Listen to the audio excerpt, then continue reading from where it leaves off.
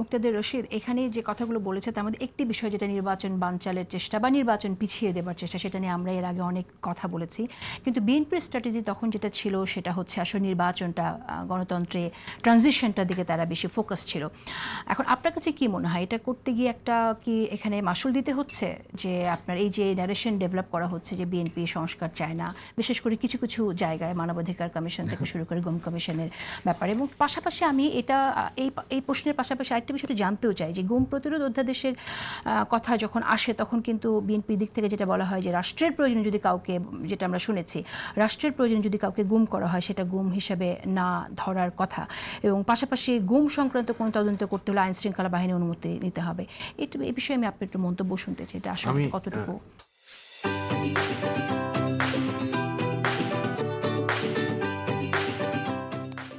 দেখছেন এখানে খুবই গুরুত্বপূর্ণ দুটো বিষয় আছে। আমি যেহেতু ভাই বিয়ের কথা উঠাইলেন, তার সহকর্মী বা সহযোদ্ধা শিশির মনিরকে দিয়ে, শিশির মনিরকে আমি অনেক আগে থেকে চিনি। তো ওনারা তো আসলে একটা ওই আমি সবসময় বলি যে হোসেন মিয়ার ময়নার দ্বীপের স্বপ্ন দেখেন, তো ওনারা ওরকমভাবে অনেক কিছু আনার চেষ্টা করেন।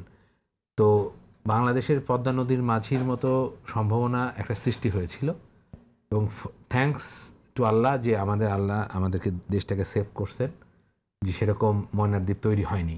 যে বিষয়টা আমাদের জন্য গুরুত্বপূর্ণ, আমি শুরু থেকে বলেছিলাম, এই যে প্রেসক্রাইবড ওয়েতে রাজনীতিবিদদেরকে ধরে বেঁধে আপনি একটা ঐক্যমতে যাচ্ছেন, এই প্রক্রিয়াটাই আমার পছন্দ ছিল না শুরু থেকেই।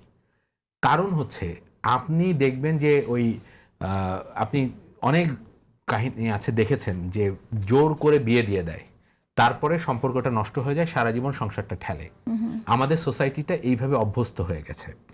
আমি বলেছিলাম যে না, এটা মিউচুয়ালি নিজেরা বসে এটা সলভ করুক, সেটা সংসদে হোক।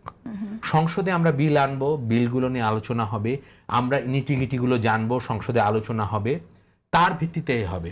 অর্বাচীন কিছু উড়ে আসা জুড়ে বসা মানুষগুলো যা বলছে তাই লিখতে হচ্ছে, কে লিখে দিচ্ছে, কে ড্রাফট করছে, কোত্থেকে কি হচ্ছে, তার ডিজায়ার মতো কার ডিজায়ারে হচ্ছে আমরা জানি না।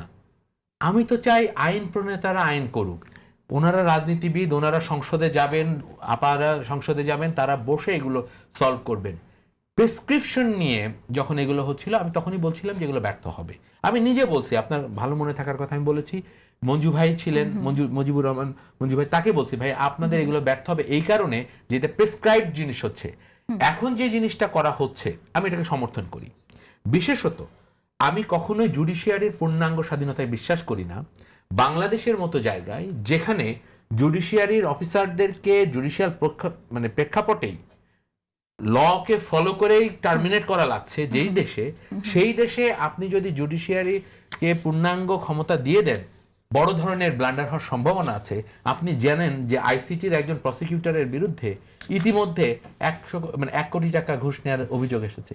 এরকম প্রেক্ষাপটগুলোতে যদি জুডিশিয়ারির পুরো ইমেজটা নষ্ট হয়ে যায়, তাকে যদি এইভাবে স্বাধীনতা দিয়ে দেওয়া যায়, আমাদের দেশের মতো দেশগুলোতে যে কোনো সময় জুডিশিয়াল কু হয়ে গণতন্ত্র বিপন্ন হতে পারে। সো এরকম ভাবে আমি প্রত্যেকটা ক্ষেত্রে, পুলিশ কমিশনের ক্ষেত্রে যে ধারাটা প্রথম দিকে নিয়ে আলোচনা হচ্ছিল যে অ্যাডমিনের এখন খবরদারি আছে, সেটা সরাই নিয়ে জুডিশিয়ারির কাছে দেওয়া হচ্ছে। কেন?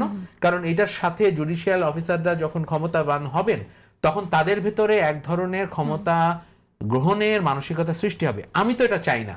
আমি চাই একটা ন্যায়পাল হোক, সেই ন্যায়পাল আয়ারল্যান্ডের মডেল আমরা ফলো করতে পারি, যেখানে একজন ন্যায়পাল বাংলাদেশের পুলিশের কে কোথায় কোন ভুল করলো নিরপেক্ষভাবে সেই জাজ করে তার বিষয়ে শাস্তির ব্যবস্থা করবেন।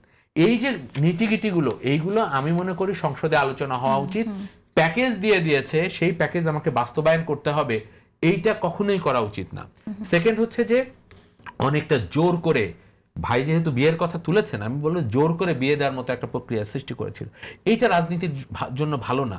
আমি মনে করি রাজনীতিতে সবচেয়ে ভালো হচ্ছে আপনি যতটা সুন্দরভাবে ডায়ালগের মধ্য দিয়ে সমাধান করতে পারেন। আপনি দেখেছেন সেখানে যে ধরনের যেসব ছেলেপেরা 3000-4000 ভোট পায় নাই, ভোট পাওয়ার যোগ্যতা নাই, সেই ছেলেগুলা যে ওইখানে যে রীতিমতো মাস্তানি করেছে। আমি মনে করি যে এইটা বাচ্চাদের খেলা না, এটা সাধারণ মানুষের জন্য যদি যেতে হয় সংসদে যে আইন প্রণয়ন এটা করুক, আপনারা যা ইচ্ছা তাই করবেন আর সেটাকে আমরা বরদাস্ত করব, আমার মনে হয় জনগণ এটা নিয়ে অতটা বদার না। বিশ্বাস করেন, আপনি বাইরে যান, সর্বোচ্চ মানুষজন এখন তেল নিয়ে কথা বলবে। সংসদে কি হচ্ছে, সংসদে যারা খুব সুন্দর কথা বলছে, জনগণের পক্ষে কথা বলছে, সেটা নিয়ে ব্যস্ত। এইসব নিটিগিটি নিয়ে মানুষের এত চিন্তা নেই। তাদের চিন্তা আছে কেন? তাদের চিন্তা, এই শিশির মনিরদের চিন্তা আছে কারণ তারা তো হোসেন মিয়ার ময়নার দ্বীপ করতে চেয়েছিল, বাংলাদেশে খেলাফা প্রতিষ্ঠা করতে চেয়েছিল।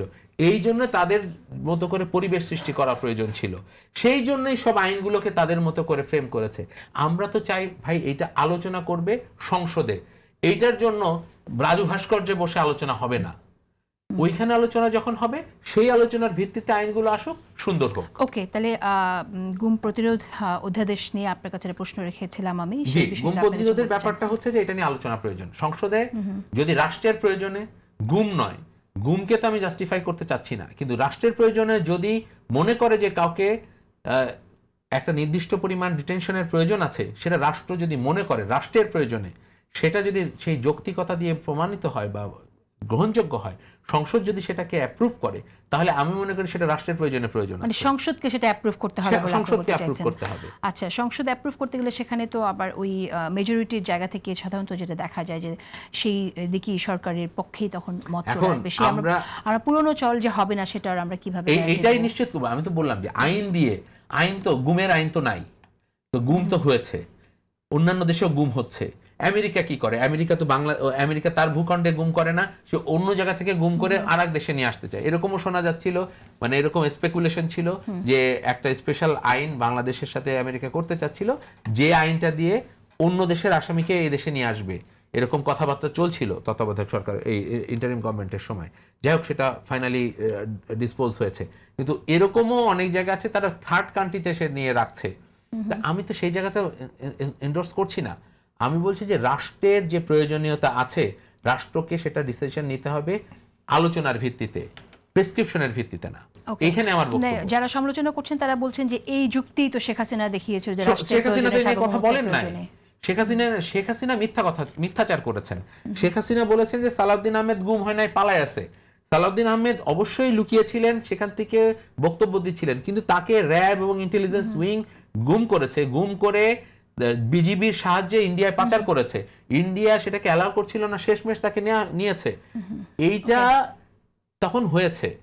তার মানে এই না শেখ হাসিনা তার অপরাধকে ঢেকে রাখার জন্য যদি এখন বলেন যে গুম হয়নি, সেটা অপরাধ, সেটা ভিন্ন কথা।